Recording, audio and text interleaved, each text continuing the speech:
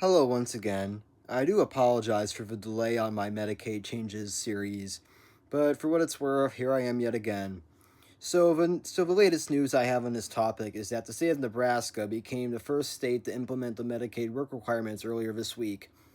And to be honest, from the updates that I've seen from my research, I wish I could say it wasn't concerning, but unfortunately, I can't exactly tell you that.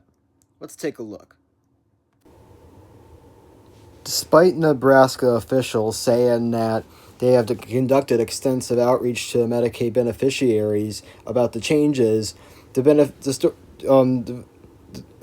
perspective from the beneficiaries themselves tell a different story. They say they're still in the dark, and that Nebraska hasn't stood up the staff and system infrastructure in order to outreach to the people who should stay, who were promised to stay on Medicaid, according to state healthcare advocates in Nebraska.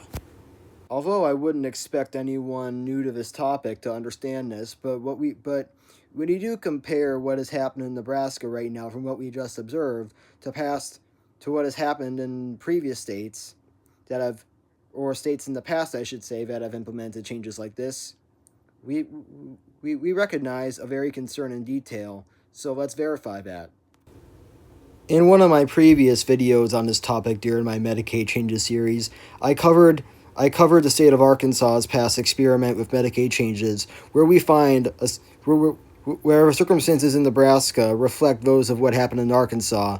As we can see in front of us, during the experiment in Arkansas, around one third of the people who were subject to the initial policy had never heard anything about it to begin with even more people, 44% to be precise, were unsure about the work requirements actually applying to them.